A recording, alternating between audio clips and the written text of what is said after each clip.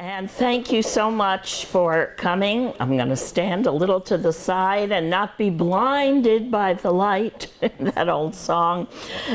Anyway, you are in for a very interesting treat tonight. Jim Guerrero is here with me. Jim does the prison tours in Jackson. He was head of Parks and Recreation, the director for years there, and he is the founder of our famous, largest in Michigan Civil War muster that takes place the third weekend of every August. My name is Judy Gale Krasno, and I am a historical storyteller and portrayal artist and author. And I moved from Miami, Florida to Jackson, Michigan to, as if you want to hear more about it when the program's over, I'll tell you, to live in what was Michigan's first state prison. Do you hear that silence? It happens all the time. It is the only old prison that has been repurposed into a residence with a focus on the arts. And I was lured all the way from sunny Miami to live there, fascinated by its history, which we are going to present to you tonight. It all began in 1837. When Michigan became the 26th state in the Union. And it was an era of the Industrial Revolution, machinery being invented, and another era too, with the factories going up. Everything was getting bigger and bigger. And one of the things that was getting bigger were all the newly formed states and territories. And as more people came, the leaders began to say, there's going to be more crime. And if there's more crime, our little jails that we brought over from merry old England for vagrants and what have you aren't going to do the trick. We need big prisons. And it became not only the era of the Industrial Revolution, but the era of the big house. And it began, believe it or not, with the Quakers.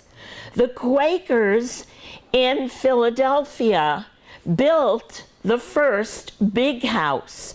And there they had white painted cells, and all of the inmates lived in solitary for whatever the length of their conviction crime was.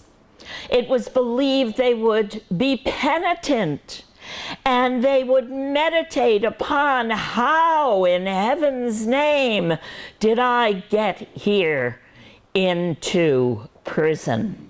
1 hour a day they could go out on a terrace and look up, of course it was walled in, at the clouds in the sky and smell the fresh air. Their work was not in factories. It was like the old artisans sewing a pair of shoes or a dress or whatever they were given to do. They even had to eat alone. There was no human communication. Well, the word penitentiary came from that, penitence. They were penitent. However, solitary is not meant for humans. We're social animals. And what happened is there were many suicides. However, the Quakers did change many of the laws regarding the medieval punishments that were still going on in these penitentiaries. But in Auburn, New York, had a big prison. a penitentiary, and there the wardens and other officers said, "Look at all these inmates. Oh my goodness, we should put them to work. We should have factories within the prison walls. They will be both rehabilitated, working, learning skills, and at the same time, they will be punished because they will have no choice of where they work, like it or not." Well, the federal government, seeing the productivity there and the fact that every factory contracted behind those prison walls had to pay 33.5 cents per every single convict working in a factory, and 5.5 cents would go in to the account of the inmate, and 28 cents for every single inmate working in those factories would go to the state government. It was a win-win situation. So the federal government decided that is going to be what the entire nation adapts, the Auburn system of prison. Now, in Jackson, Michigan, and not only in Jackson, in Detroit, in Lansing, in Marshall, in Napoleon, in Adrian, in Ann Arbor, all of those cities wanted to have Michigan's first state prison. Now, why a brand new state? Why would you want a prison? Because if you had it, you would become a major leader in industry. And all of those cities I mentioned wrote proposals to the newly formed state Michigan government as to why each of them should have Michigan's first state prison. Now, I want to tell you a myth you may have heard developed, that Ann Arbor and Jackson were both vying to have the university. Not true. Back then, a university was for elite, wealthy, white men. It was not the moneymaker that the University of Michigan has today become. So Ann Arbor wanted that prison just as much as Jackson. Now, Jackson had a few things, because to have the prison, you had to have a minimum of 20 acres of land. And believe it or not, that land had to be right where the downtown was growing. Why would you want a prison near the downtown? Well, there were more factories going up outside the prison walls. Put the ball and chain on those inmates, march them down the street or under it in tunnels, and get 28 cents per prisoner per day for the state for having them work in other factories too. So Jackson had 5 pioneers. And the 5 pioneers owned not 20, but 60 acres of consecutive land. And they said, we're not going to charge the government, we're going to donate it.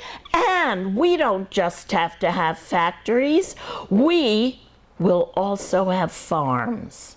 And the prisoners can grow their own food and grow produce to go on that big iron horse, the railroad, all over the country. And Jackson, like Napoleon, had a sandstone quarry, and sandstone was a major building material. But Jackson's was just a little bit larger. Now, folks, there's another factor here as to how and why Jackson won the battle to have Michigan's first state prison. And that was that the three men who were to decide from all of these proposals happened to be from, guess where? Jackson. You got it.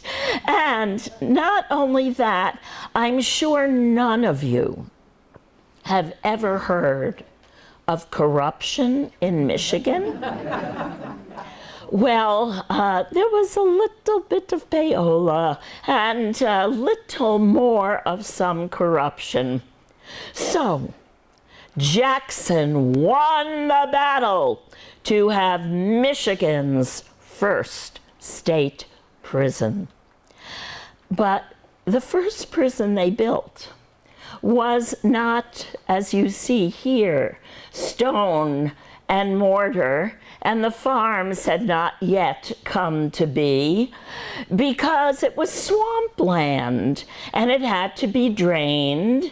And the first prison they built in that swampland right along the Grand River was a fort.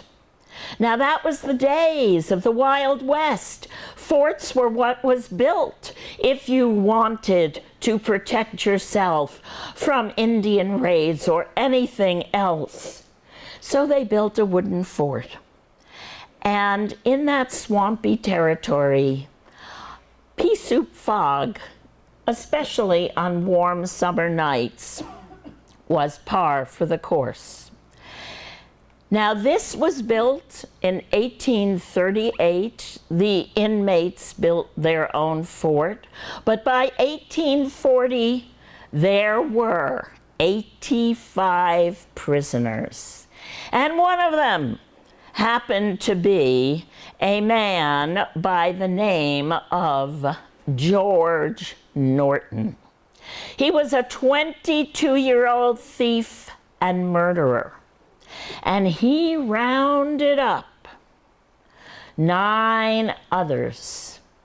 And on June the 6th, pea soup foggy night, the guards falling asleep, some of them drunk, they were known to drink and fall asleep, George Norton led those 9 others out of the prison. They went into the oak forest that stretched from Jackson all the way to Spring Arbor. And they lived like Robin Hood and his merry band of men. They terrorized the entire area, robbing coaches, robbing banks, robbing people, robbing cows, robbing horses, murdering anyone who interfered. Until one night, one day, a farmer in Spring Arbor, Mr. Joseph Vidito, was fed up. And he decided it was time to stop the Jackson robber gang. He didn't want one other cow or horse of his to be stolen. So he sat on his porch. He had a musket in one hand, another in the other. He said, I know they're coming back. If no one else will get them, I will. And sure enough, they came back. And old Mr. Joe Vidito, bang, he shot one. Bang, he shot his other musket, but he didn't get any of the Jackson robber gang. They heard the sound of his guns. They came running, and they beat him senseless, leaving him thinking he was dead. But all of this commotion was heard by one Doris Spencer, a farmer next door, who happened to be a great deer hunter. He rounded up a posse. He took his guns. Wham! He killed George Norton, the notorious leader. Wham! Shot another one in the leg. 2 got away and were never found. Beware. We think they came to Dearborn. And then Dearborn Heights. Dearborn Heights, excuse me. Now we got a word. Yes. Well, they went to Dearborn first, then they came to Dearborn Heights, went through Plymouth too. What can I tell you? But just beware. So they never came back, but the other 7, why, they were taken back to prison. And at that point, Jackson and the Michigan state government said, if we are going to have a big house, if we are going to have Michigan's first state prison, we better build a genuine penitentiary. And that is what they did. Brick, mortar, sandstone, every stone, every brick baked, everything built by the inmates. But let me tell you, the conditions inside, they were not very pleasant. And Jim, my wonderful associate, just loves to talk about miserable conditions. I'm just happy I get a chance to talk. I thought she was going to do the whole tour. The conditions were miserable. We're going to tell you about how brutal they were in just a moment. But it all starts, you know, Jackson is the home to Michigan's first prison. It's home to the largest prison in North America, even still today. The 2 prisons are 3.5 miles apart. So Jackson has always laid claim to the 2 largest walled prisons in the United States, if not the world. So this prison, unlike the current prison today, starts right when you first come, because when you first come to the prison, you go right to solitary confinement, because everybody in Michigan's 83 counties comes to Jackson. Each county has a courthouse, each county has a circuit court judge, and if that judge sentenced you to prison, you're coming to Jacktown. For 80 years, it was this first prison, and after that, at the State Prison of Southern Michigan, you're all going to come there. You may not stay long, but you're going to come to Jackson. Even if the county is next to Marquette's prison, you're coming to Jackson, because that's where the Guidance Reception Center is. So, the solitary confinement, every single man, woman, and 16-year-old kid, when they get to Jackson, they go into the dungeons in a cell that has no toilet and no bed. You're on the floor in the dark for 2 weeks with bread and water to break your spirit. And if that doesn't break your spirit, I got 10 more ways to do it. Okay? You hear about recidivism rates today in Michigan's prisons or in America's prisons. There almost wasn't one here because of the brutality, because the Quakers said, punish the sinners. And we did a good job of punishing the sinners. So, what do we have next? We have the punishments, the brutality. So not only did you go to solitary for 2 weeks to break your spirit, there was a code of silence in this prison all the way to 1920, which means just what I said. You can't talk. Now, my 5th grade teacher couldn't stop us kids from talking as soon as she turned around. Then when she turned back, we'd stop talking. But if you're trying to stop thousands of inmates from talking, but this is how they did it. You could only talk, and the original guards were not guards, they were called keepers, because they kept you locked up, they kept you from escaping. So we had keepers, then we had guards, and today we have corrections officers. But the keepers, and you're in this room, you're all too young to remember that expression, I got you over a barrel. Well, they used, and that started right here in Michigan's first prison in Jackson. They would bring you out, put you over that barrel, and you see the guy there with the bat, then you see a guy standing on his left. That's the prison doctor. And that keeper could hit you as many times as possible with that bat on your back until that prison doctor said, well, maybe you should stop. That's the only way he would stop. And Judy loves this one. This is her favorite punishment, and I'm going to let her talk about it briefly, Because as a guy, I don't even want to talk about this one. This stems from a medieval torture. And I actually saw one of these devices. I have a daughter who lives in Belgium, and we went to the city of Ghent where they have a castle, and it used to be a prison, and they have a museum of medieval tortures.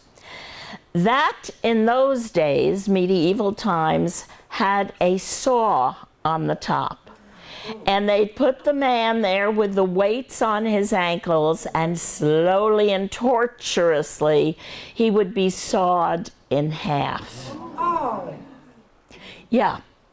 Now, this punishment was brought to America in colonial times, but it was softened here. It wasn't a saw. It was a piece of splintered wood. It was used in the Civil War for those who went AWOL or committed treason, and it was used in Michigan's first state prison for those who committed what the guards considered to be a real offense or someone who was annoying. So that is called riding the mare. Oh, yeah, this one is actually called the Iron Cap. And if you got one in your basement, your attic, please come up and see me afterwards, because we are looking for one of these. We call it the bird cage, and it was about 19 pounds of iron.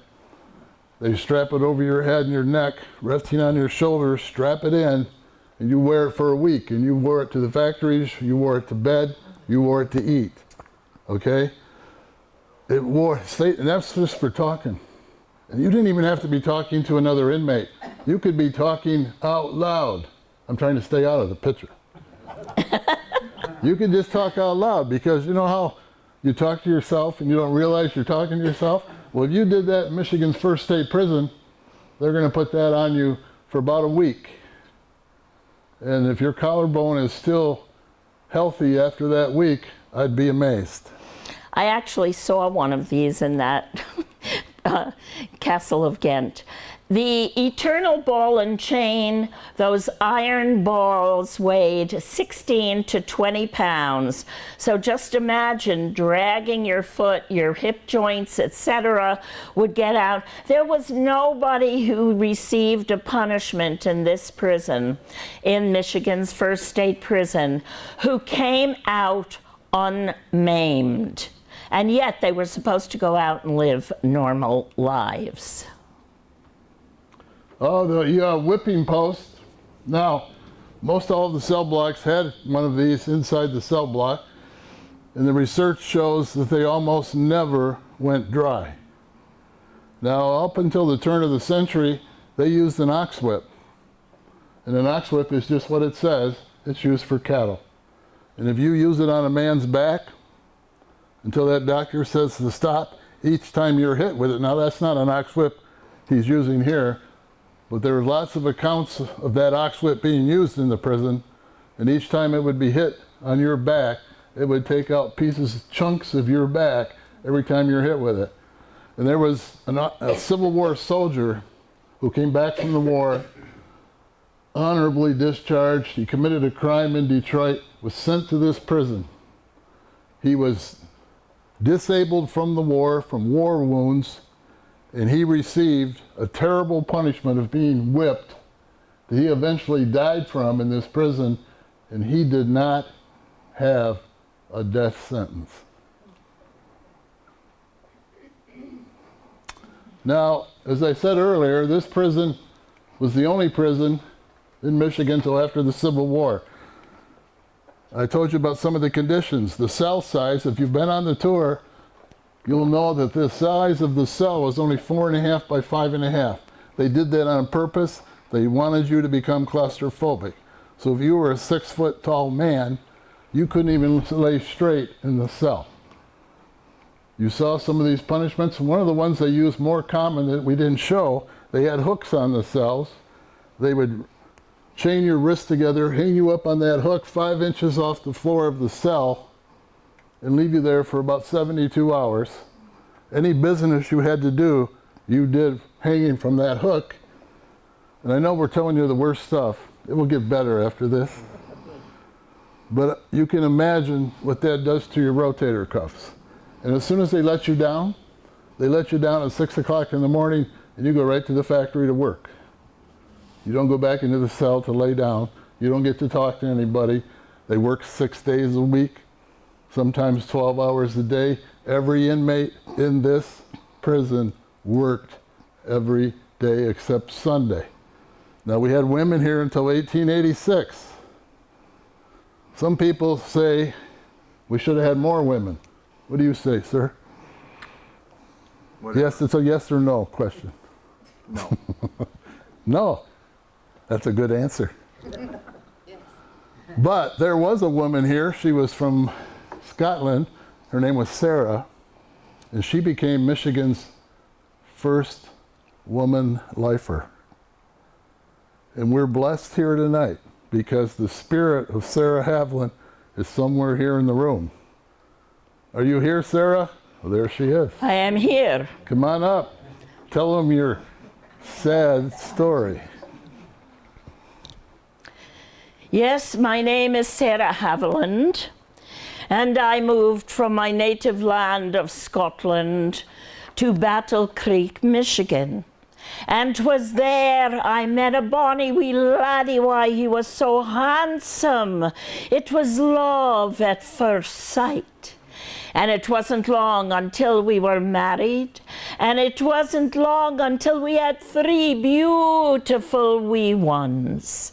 Aye, it was then that my bonny wee laddie Craig Havilland showed his true colours, for he abandoned me and our 3 little children. I had no relatives, I had no means of support, I could not bear to see my wee ones hungry and starving. Yes, I, Sarah Havilland, for 3 children could not care.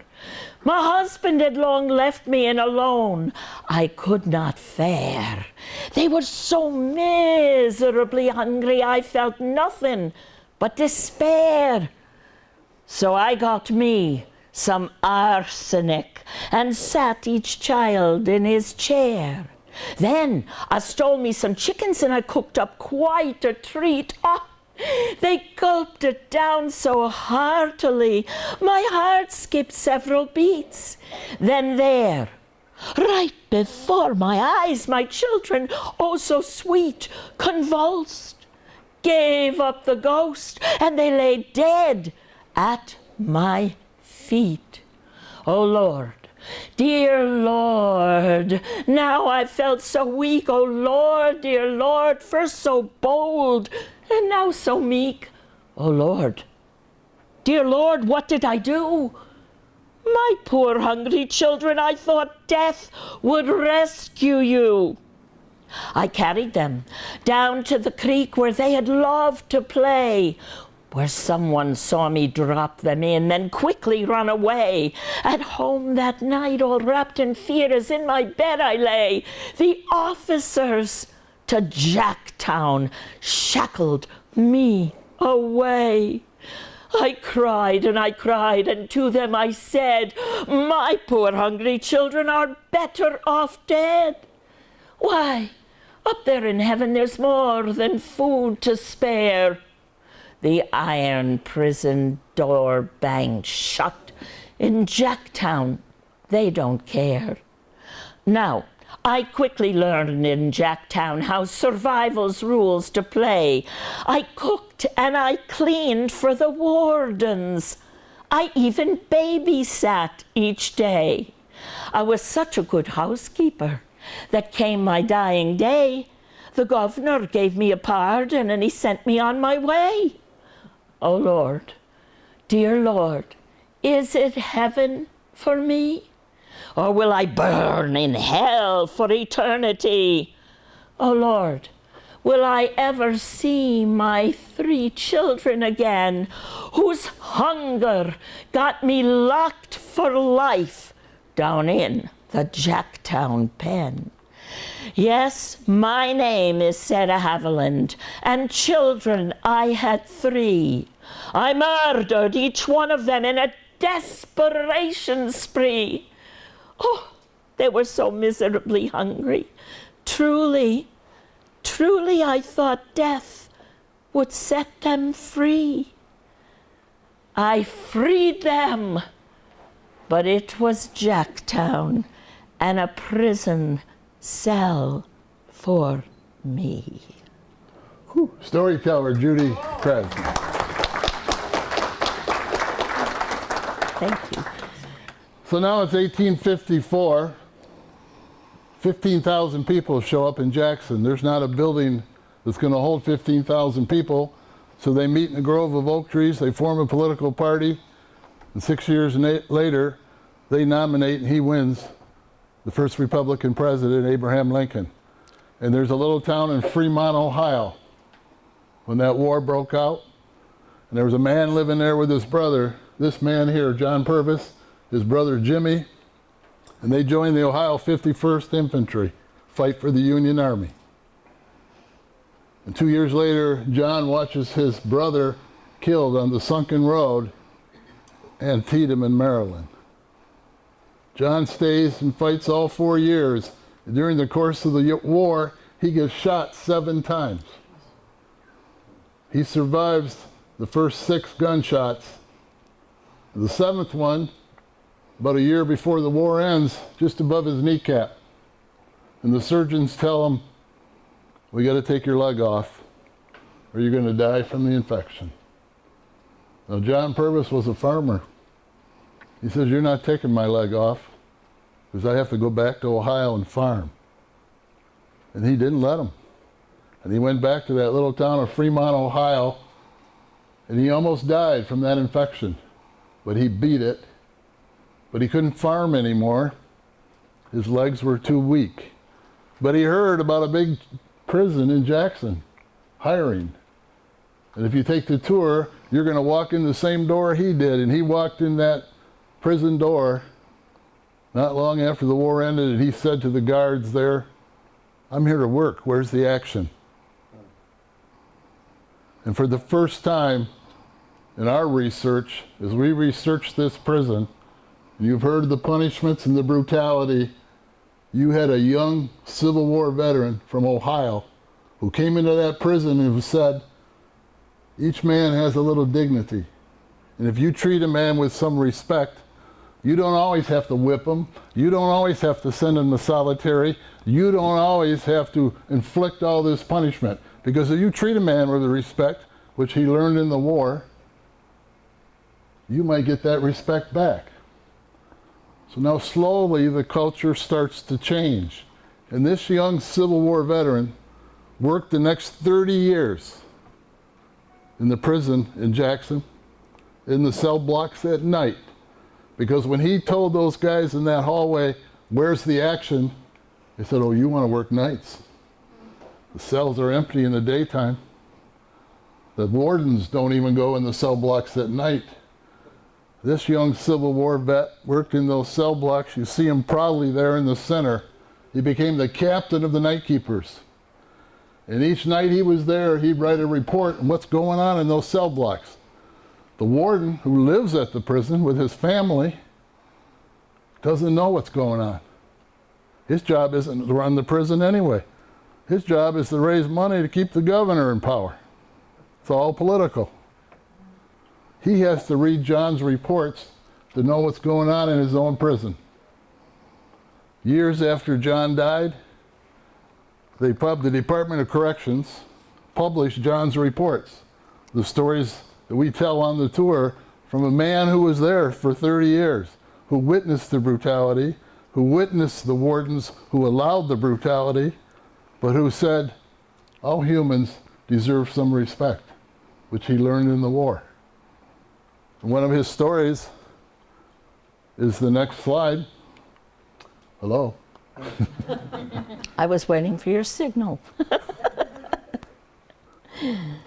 Well, believe it or not, that's some string and a cigar. Okay?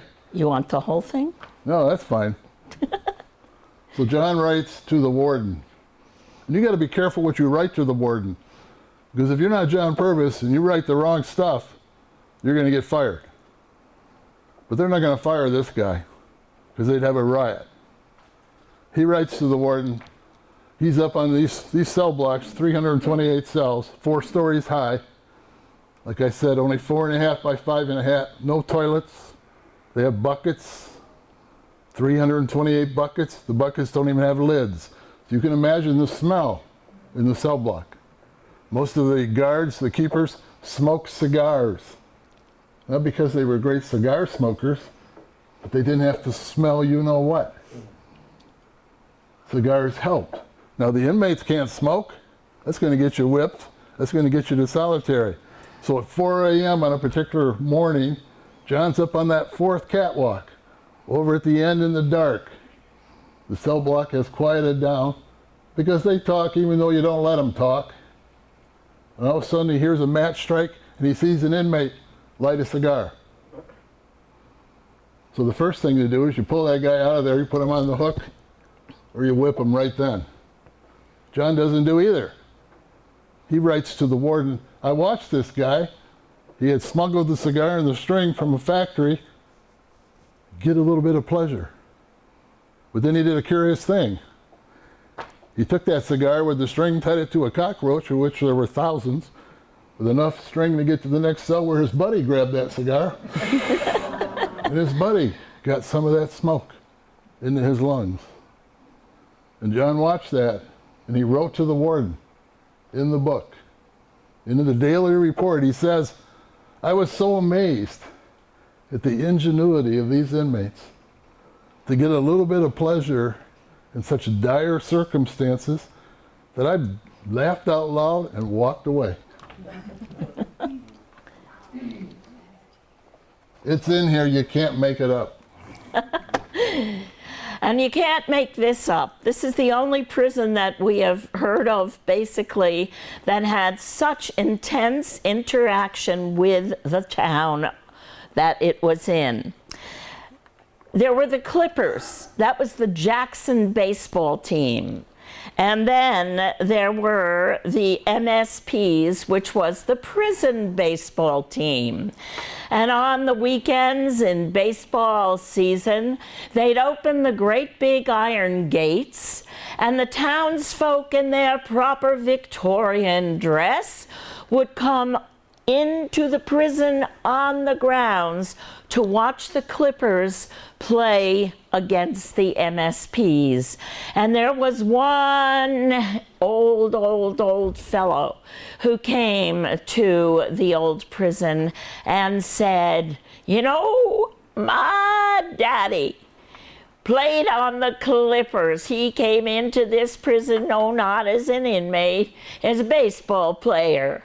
And every day I remember when they'd play against those MSPs, he'd come home and say, we can never win. Them MSPs are so good that every time we play, they whoop our butts. And they also had incredibly talented musicians and a band here. And of course, during the Prohibition era, because speakeasies where musicians were playing were raided, they were arrested and the talent pool increased in Michigan's first state prison. But would you believe this band was released on Thanksgiving Day, given these uniforms, and they provided the music marching down Main Street for the Thanksgiving Day parade. And they had an annual watermelon festival, and they even built a bandstand for the band outside of the beautiful mess hall. And by 1882, the prison looked basically like this, and was the largest walled prison in the world. And you see the smokestacks from all the factories, and this beautiful administration building designed by the leading architect of capitals who designed the Capitol in Lansing, Elijah E. Myers. He designed the administration building for the old prison. And folks, just for your information while this is up, that the West End wing was added. This was the very first wing built, the West Wing. And it had 328 cells and became overcrowded. They added the West End wing. That is where I live. And behind it, they added the annex because this became overcrowded.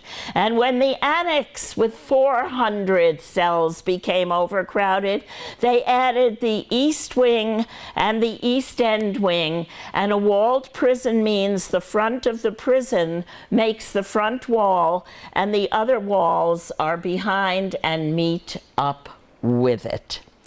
So there you have the largest walled prison in the world, where I now live. Ta-da. And Yeah, you just did my part. That's good. you're doing this, right? I don't even know what that is, but Oh, they do over there. yeah, I know they know because they're railroad people. She omitted two things. One is the prison baseball team, which was a good team, but they only played home games. And what she also omitted was that prison band, especially during the 20s, when all the speakeasies were going. A lot of them right here in Dearborn Heights. Most of those musicians were from right Dearborn Heights because they were the first arrested. So probably your relatives were all in Michigan's first prison. But that's the railroad station. It's right by that Coney Island place, one of the best Coney dogs in the state of Michigan, which was also here about that same time. But the unique thing about this railroad station in Jackson is this. Whoops. Sorry. It is. Keep going. No, I was looking at those musicians from Dearborn Heights. I did what you did. And think about this. She just shows you where she lives. Now, if you take the tour, a lot of people say to me, Jim, do you live there in the prison? Yeah, hell to the no. I mean, no, okay? I love the people that live there, but think to yourself, would you all pick up and move to this prison? No. After 26 years in Miami, Florida? Yeah. Overlooking the Atlantic Ocean, palm trees, soft breezes. Never been to Michigan? You're pointing to your head, sir. See, he gets it. He gets it. He gets it. So you got to take the tour because you want to see where this woman in Florida for 26 years suddenly lives in that cell block that there's her block, her cell, right? That was the cell block for the criminally insane. Now, back in the days of Michigan's first prison, there was no political correctness.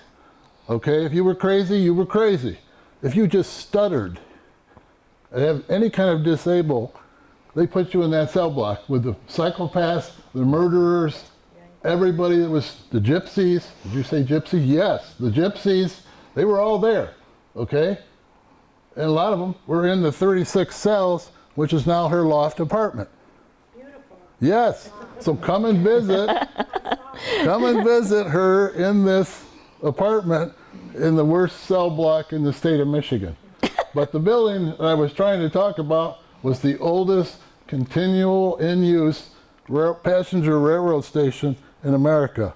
Now, it's not the oldest railroad station, but it has been in a passenger train has stopped there every day since 1873, with the exception of when the President of the United States shut down Amtrak service after 9/11. So no railroad station in America has had a longer record of at least one train stopping there, and today I think there's 6 trains that stop there between Ann Arbor and Chicago. Yep. We never know what time. That's true. Right. And now you're going to hear one of the best stories of the prison. We don't usually do this when we're here at a library, but this story is so fantastic about our canaries. I don't know if you have birds in the house in a cage, but you're going to love this story. You see here that the prison continually got overcrowded to the point where there weren't enough cells and they had to line up cots. And that is in the West Wing. Where I live, here, I picked my apartment from that. That's what it looked like when I visited. But if you see up here, there are cages. Now those cages were because of the methane gas produced from the honey buckets, and also they were in some of the factories due to noxious gases. And if a canary keels over, it's the old canary in the mine. Well, back then, Hart's Mountain had two kinds of bird seed. One of them was made from corn seed for common birds, and the other for songbirds, which canaries are. Back then was made from wild marijuana seeds. So you can imagine at feeding time, the arms coming out, "Tweety, sweetie, please may I share your dinner." Plus, we all want to be loved and have something to love. So those birds became pets. But in 1934, when this prison, believe it or not, had been condemned in 1914, and it took 20 years until the new one opened, the announcement came, there are flush toilets at the new prison. Pets aren't allowed. The canaries are all going to be killed. There was a near riot. There was such an uprising. No, they're our friends. No, you can't open the cage. How do you know that they don't know how to fly anymore? Well, it was so bad that the officials said, okay, we're going to have a celebration. We are going to take all the canary cages out onto the prison grounds, and we will all be there. We'll feed them their last supper of wild marijuana seeds, and then we'll open the cage doors, and whoever can fly, let them go. Well, it came, that celebration. Maybe it was the wild marijuana seeds. But when they opened the cage doors, those birds who hadn't flown for whoever knows how long remembered they had wings, and they flew up, and they made clouds of yellow canaries. And having just eaten, they did what birds do. They pooped. And down came the poop into the grounds all over southeast Michigan. And folks, I kid you not, this is a true story. As a result of that, not only can Jackson claim the largest walled prison in the world, but because of the largest walled prison in the world, Southeast Michigan has the largest wild marijuana crops in the United States of America. And there you have it. You ought to know. Now, people ask about escapes from this prison. Before we transition to the next prison, there were lots of escapes from this prison. There's a 20-foot high granite, sandstone, limestone wall surrounding the prison. Still there today. If you come, you'll see it. Well, for 80 years, the keepers, the guards, walked the line. On top of that, there's a 4-foot walkway. In the days of the prison, there was a railing. And they walked that line every day. Johnny Cash sings about it. Walking the line, right? They walked that line every day of the year. And if you tried to go over that wall, they'd shoot you dead. Those orders were never rescinded for 80 years. But because it's such a boring job, I'm guessing, because all the guys that walked that line are long gone. But a lot of them carried flasks, and they would take sips. And each time they took a sip of that good whiskey, their aim got a little bit poorer. And the inmates know that. So they could pick their times once they got free of a cell block to go over the wall and take their chances. It's like, the shooting games at the carnival, it's the same thing. They also would escape over the roof of the cell block. There were ways to do that. And the train tracks came right into this prison. In fact, when Judy came up here from Florida to first see this place, there was a rusted railroad track 10 feet from your front door. And they would always try to get on those trains, those box cars and those flat cars from the prison factories, and take them right out of the prison. So a lot of them escaped, not successfully, but that's what they did. So as we transition from that prison, we come now to 1952. There's 2 riots in Jackson that are of note. We're not going to go into them in great detail, but the one in 1952 was the largest riot in America. I think we have some kind of slide. Yes, show them 15 block. Can you see 15 block there she's pointing to? You notice it's not on the perimeter of the prison. It's inside the walls of the prison. That's because 15 block was home to the worst of the worst.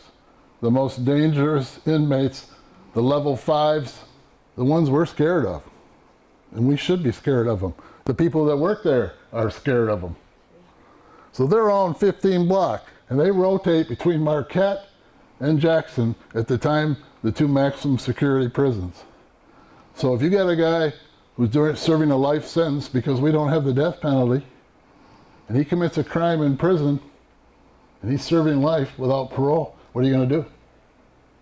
If he's in Jackson and does that, they send him to Marquette. If he does it in Marquette, they send him back to Jackson. It's like a ping pong game. Except that in 1952, in that early summer, all of them, and when I say all of them, the worst of the worst were all in 15 block. When a young, inexperienced guard who had no business being in that cell block was taken, his keys locked up, they got 9 hostages, and the riot was in full bloom, led by the worst of the worst. Now she's got me in the cemetery. This is good.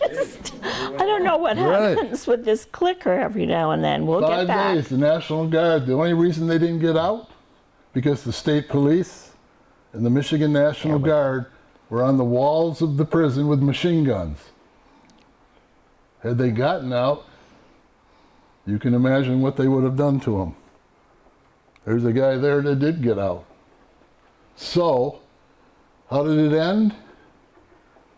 You won't believe it, but I cannot make it up.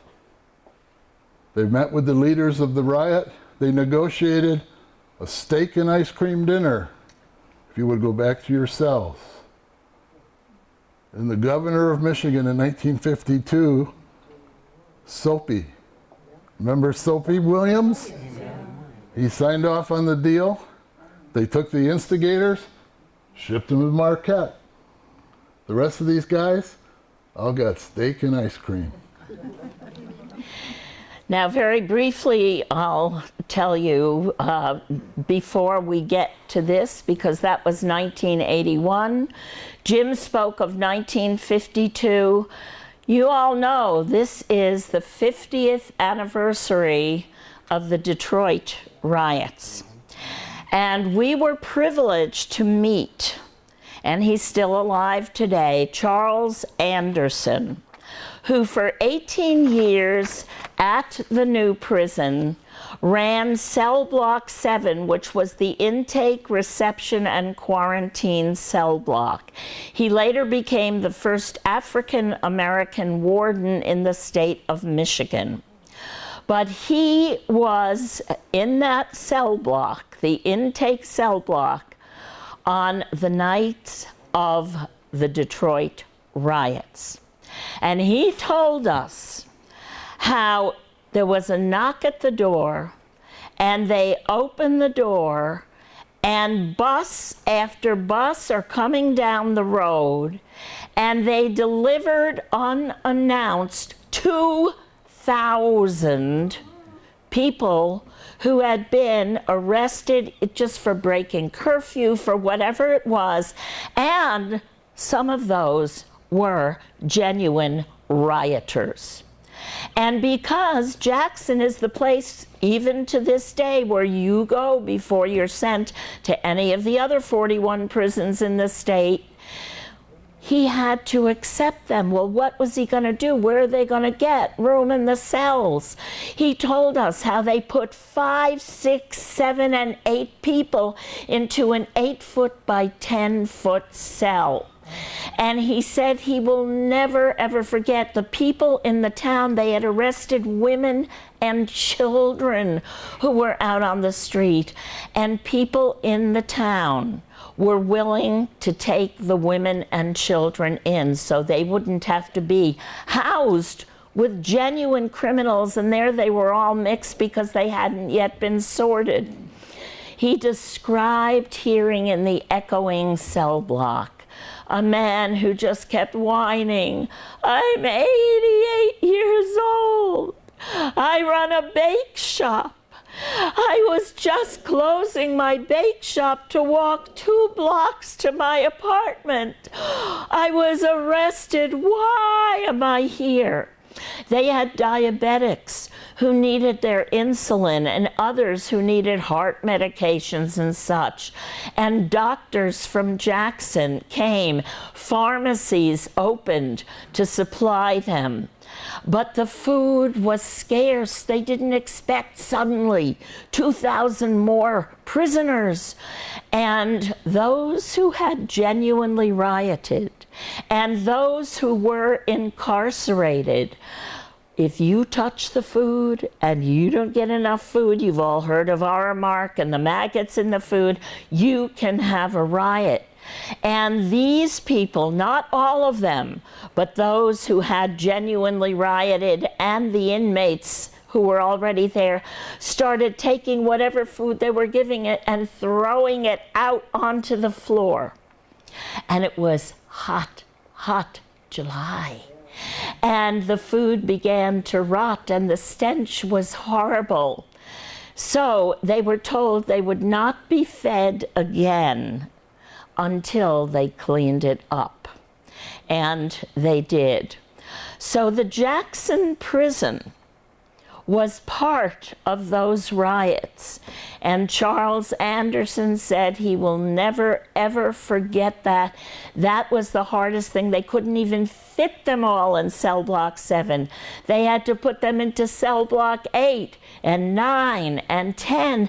And it took days until those who were not guilty could be released.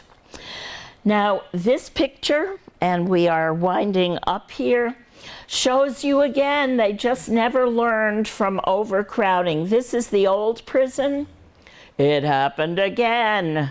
12,640 inmates, 1 warden, 1 deputy warden by 1981. Again, riots broke out.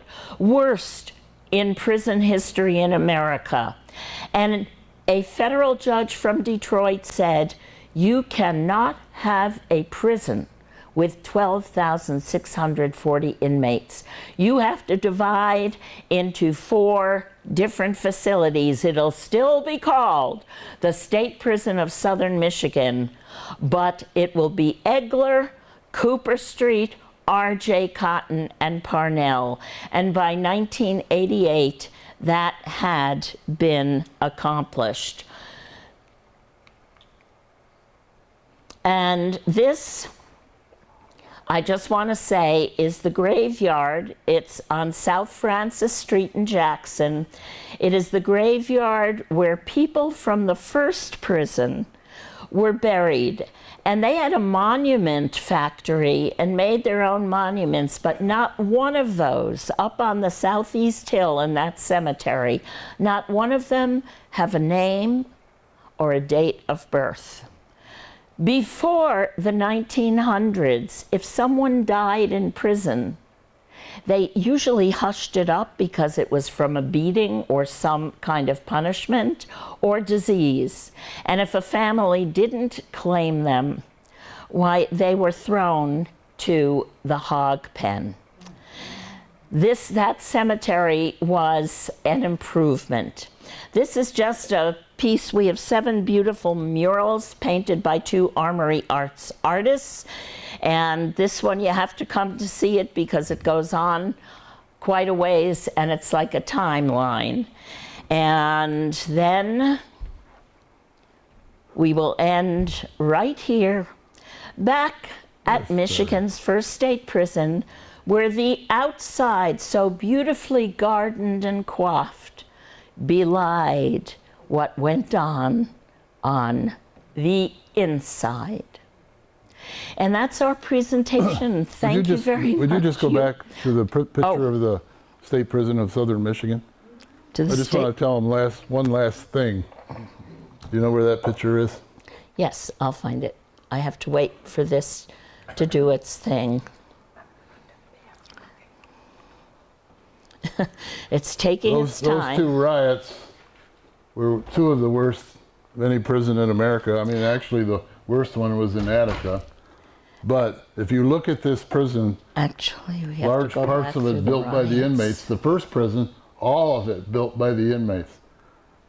If you go back to the prison, I think it's the before. overview of it should be right next. It is. There, we got it. If you look at this prison, most of those blocks are empty today. There is one you can go in that we will give you a guided tour of. But to give you an idea how big this prison here is in Michigan, right in Jackson, I could put you in a cell tonight out there. And if I locked you in that cell tonight, I could use a different cell every night for 14 years. Wow. Before I put you back in that same cell. So that riot in 81, this was built for around 8,500. That riot in 81, when there was over 12,000, only 1 warden, 1 deputy warden, neither one had ever experienced a prison riot in their lifetime. They had no officer riot squad.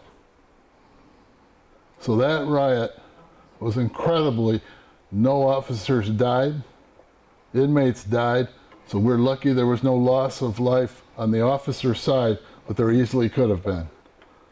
That federal judge 2 years later said, you can't do that anymore. That's why if you go there today, you'll see those other prisons Judy talked about, the barrack prisons, because they don't build this anymore, folks. You won't see anybody building prisons like this in the United States anymore. Thank you for your attention. If you have questions, we'd be glad to answer them. Yes. I want to know that guard that was beaten and he had the steak and ice cream thing. Did he survive? Yes, he did. There was a man named Harold Tucker who, like John Purvis, said, if you respect a man, you'll get respect back. And he was respected, but he risked his life solo to go in where they were holding the other guards hostage and to negotiate. And he's the one that came out with the guards. They released the ones they were holding hostage, and he's the one that negotiated, listening to what the inmates wanted, the steak and ice cream dinner. And by the way, the steak could not be gristle steak. It had to be top cut, and it had to be 2 scoops of ice cream, not with cold chocolate sauce, but with hot fudge. Yes? You said in the original prison, the warden lived on site, basically, or his home was on site? Yes. In those days, we did not have automobiles when that prison opened, and we did not have telephones and the technology. And should there be an uprising or some incident, the warden could not get there quickly. So he and his family had to live on the premises. Charles Anderson was the first warden in Jackson, 1977, who didn't live on the premises. So was it a home, actually, or was it No, it was, they lived in, here it is, if I can go forward, in that administration building that I showed you before. So it wasn't part. It was part of, here, let's get through this, and come on, there. Okay, I'll show you. In the administration building, the first floor was visitation. That's where lawyers, family visited. And by the way, the visitation area was exquisite, with a parquet marble floor and wicker chairs made in the wicker factory. Second floor was offices. Third and fourth floors were the home mansion of the warden. Whoever gave the most money back then to a gubernatorial or a senatorial race and the person won was rewarded with the prestigious job of warden. The fifth floor, parties, celebrations, political networking. The corruption, believe it or not, continued. So that's where they lived. And they had, you know, a horse and a carriage and all of that. Yes? That one picture you had of the whole prison, I want you to point out cell block 7. Oh, okay, we'll have to go back to that in a moment. You had a question? I did. Okay, and you did too, I'll get. You mentioned that they divided this up into four different prisons. Yes. I don't know Jackson, so are those 4 prisons in the area? Those 4, Right across the street. well, right across, and on the side, if you take it back, it's about 7 slides. Yes, and they also are, according to what your crime is. In other words, R.J. Cotton, which is around and up on a hill, and still it's a mixture of some of the old buildings and barrack-like modern day. That is maximum security. And then Cooper is medium, the Egler facility is intake, and Parnell is the, what are the number 1, the least, you know, thievery or what have you. Now the cotton facility in Jackson still has level 5s, the most dangerous. Okay, it's the only one that does, but we have a number of the ones we consider the most dangerous and the ones that are going to be in prison for a long time. So are you saying that complex like that is not that way anymore? It's been divided? Well, the complex is there. Is there? Those extra prisons that we're talking about They're are outside. across the streets. Okay, so they're outside of that. And outside one of of that. them is over here, Parnell. And what you see here is barracks, and there's now chain link with razor wire over there. So it doesn't look quite as green as this. And then there's M106 or Cooper Street, which is in the front here, and on the other side of the street is the Cooper Street facility. There's a road here now, Parnell, and it goes up and around a hill, and that's where R.J. Cotton is. And you drive down Cooper Street almost a mile to come to the Egler reception facility. Three movies filmed here. Robert De Niro was here with Edward Norton, filmed a movie called Stone. You may have seen it. It's not the greatest prison movie. Later, Hilary Swank was here, filming a movie called Conviction. And just a month ago, Robert Redford was here, filming a movie for release next year called The Old Man and the Gun. How many people are in the actual old prison itself? How many inmates? Inmates. Well, it's an approximate number, probably anywhere from 1,000 to 3,000. Okay. They would be over. They would be over in the blocks over here, and then 7 block here is the one that's open for you to take a guided tour by us to go into. Now, I was in cell block 7, I got to the top floor and I looked outside and I seen inmates. Sure. Right. We saw them in those prisons we were just talking about. So what was the name of that prison on the side? Is over them? The one that you looked over at is Parnell. Right. Yeah, and their ball court is right under that window. You Looked out. Yeah. look out and see them, Yeah, and you can hear them, see them. So where that double line is there, a building behind you? It's over above that. The big box- It's here, blocks.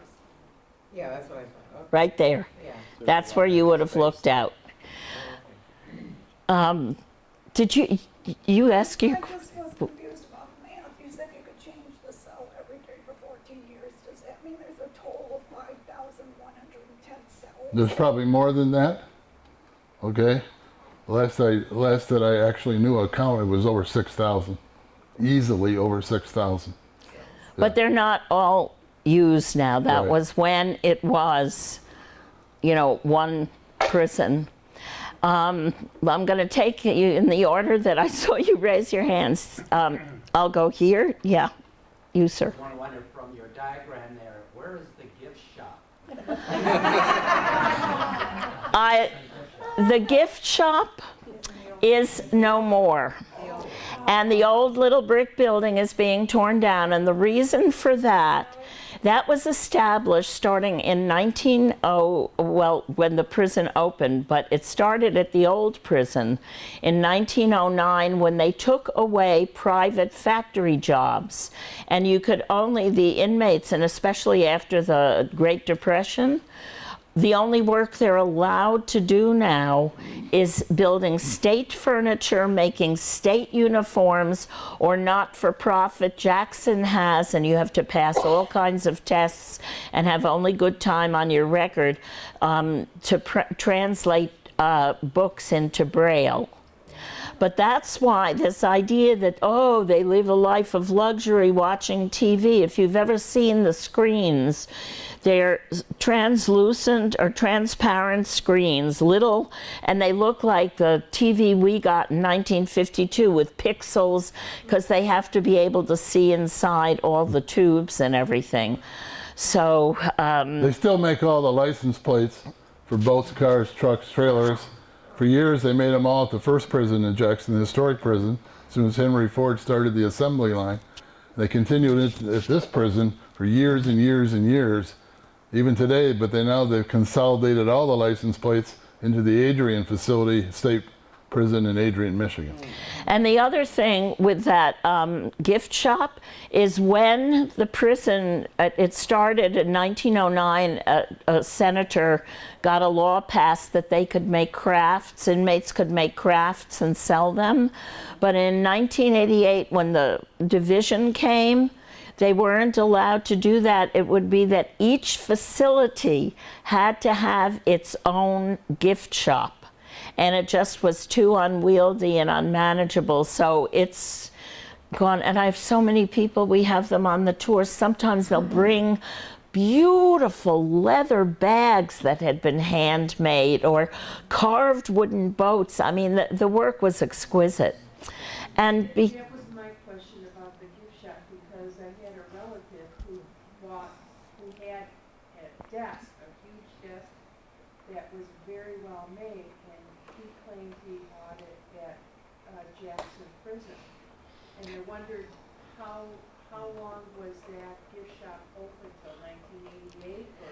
Well, it started at the old prison. They had a small shop there in 1909 when the law was passed that prisoners could make crafts and sell them and keep the money.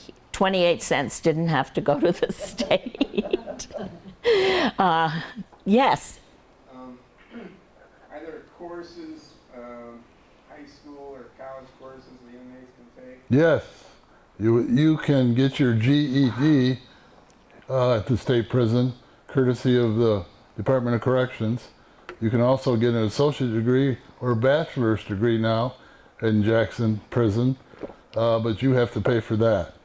But those are available inside, and they use that as a tool to try to keep you from coming back to prison. Yes, and then we'll come to you. Could you just tell us briefly a little bit about, there was an escape in the early 60s, mid-60s? Are you talking, well, there was hundreds of escapes, sir. So, Are you talking about an aerial escape? No, it wasn't aerial. Then I'd have to have more. I'd have to have more detail than that. Aerial escape? Yeah, they helicoptered it. Yeah. yes. What piqued your interest to research the prisons or penal systems, and have you researched any other correctional facilities in the United States? Wow. Jim will say insanity. What happened is, living in Florida, I was driving to a performance one day, and I flicked on WDET, came on RWLRN, with a report about an old prison in Jackson, Michigan, being repurposed into a resident artist community. I do not know what overcame me, but my heart began to pound. 2 weeks later, I was in Jackson, being given a hard hat and a tour of a rusty, dusty, musty old prison. And oddly enough, banners were hanging on West Michigan Avenue saying Jackson's annual storytelling festival. I mean, storyteller, I thought this is bizarre. I was invited back in July to a tailgate party. 22 artists had signed up, and the granddaughter of the last chaplain was there. And she was archiving 6 trunkloads of her grandfather's memorabilia, had heard about me, came to the tailgate party to say, move here, I want you to do a portrayal of my grandmother, who was equally involved with the prison. She took me to her house. I sat there reading letters from the inmates to her grandfather. She took me to the archives at the Michigan Historical Museum. I was hooked because I'm a historical storyteller, and I thought, I don't fully understand it, but I went home and I told people I was moving to an old prison. And one brief thing I'll say is it was the height of the downfall of the housing market, and I was sure I would never be able to sell my townhouse. 3 days after I got home from that party, that tailgate party, a knock came on my door, and a retired doctor in my complex stood there very gravely. "Oh, Judy, we're so sorry." I said, "What are you so sorry for?" "We heard you're going to prison." "John, let me explain." He said, "Name your price. I want to buy your townhouse for my granddaughter." We didn't negotiate. We closed 2 weeks later. And I came here and I've gotten totally, as has Jim and our other associate, Steve Rudolph, totally absorbed in prison issues. We have former inmates come to us.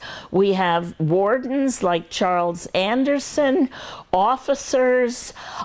This week I'm supposed to meet with the son of Josephine McCallum, who in the 70s was a new guard. Females were just starting, and she was savagely raped and murdered, assigned to a very dangerous spot where she shouldn't have been. He's going to be doing a documentary and would like me, because of my theater background, to work with him. So it's just, it happened, and it's fascinating. So that's how. Yes? According to that picture, your apartment is on the far left one. I'm not at that prison. I was the old one. She should be at that prison. Yeah, I break the law all the time.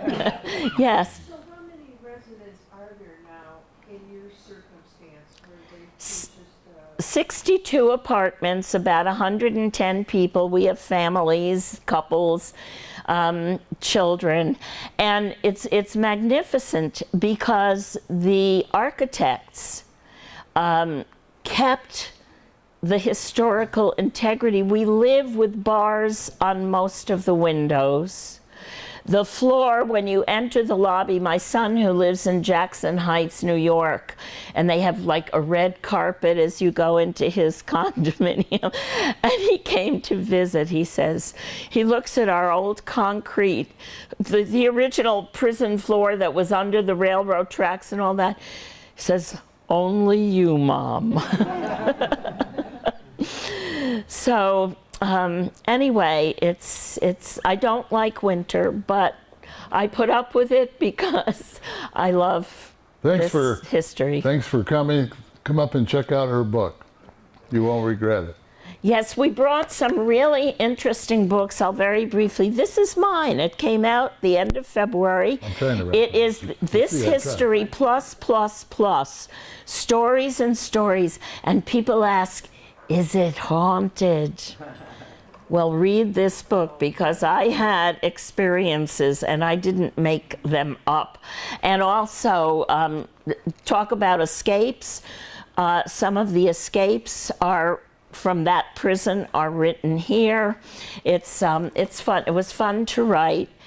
And we have the first woman psychologist to work in an all-male prison, 1975, Jean Becker Walsh. Her story is amazing. She was there when Josephine McCallum, the guard, was murdered, and she too. They didn't want women there, and they went out of their way to endanger them, assign them places. Fabulous book. She is 90 years old, has all her faculties, and has become a dear friend. Then, of course, the one by John Purvis, The Night Keeper, that Jim talked about. And anyone who loves sports. This is predominantly about Marquette, but Jackson plays a big role because Marquette had really rotten athletes, and Jackson had really good ones, and it's called We Only Played Home Games. And who remembers the Michigan murders, the co-eds? Yes. Yes, I had the privilege of meeting him. I was given a tour of Marquette, and they took me, I didn't realize they were going to do this, to his cell. John, we'd like you to meet Judy. Judy, that was an experience because the man is utterly charming and has the most gorgeous blue eyes and lovely handshake, and it scared the dickens out of me thinking of what he was at 22, and had I been a young co-ed and he came to me on the, it was really, so that's his story. No, the real story is this. If we're going to talk about the real story, I'll tell you the real story. If you got it will take 2 seconds. She went to Marquette Prison for a tour of the facility where John is, the book Michigan Murders. He's a serial killer. He's been in a cell for 44 years. Who? John Norman Collins. 44 years he's been up in the Marquette or Jackson prison, never has been let out, never will, because you can't rehabilitate a serial killer. They will kill again. So by chance, she meets him. He put his hand, this guy's 6'4", he's a good looking guy even today. He stuck his hand through those bars, and when her hand touched his, it was like putting your hand in an electric socket. She said every hair in her body stood straight up as those big blue eyes of his looked down at her. So she walks out of that Marquette prison on a Sunday. I'm sitting home on my deck enjoying a beer. And I get this call. Joe! You never get to like this, man! I mean, that's how she sounds when she's excited. Now, the deputy warden told her he gets hundreds of letters every year from women who want to be his prison bride, who want to romance him. And in the time since she's met him, I have seen these letters from Marquette Prison in her apartment. No. That's the true story. I have to tell you, his imitation of me is right, because I was like, how did I get here shaking hands with this horrendous serial killer? What am I going to tell my children? Of course, my granddaughter, who lives in Belgium, is planning, she's starting college. She just graduated high school, and she is majoring in forensic psychology. I'm beginning to wonder if there isn't a gene in our family. But anyway, no, I do not write to John Norman Collins. Okay, we're keeping these people past the time. Okay, just stop up here. We'll tell you about we can go on and on. You've been a great audience. We love you. Thanks for coming.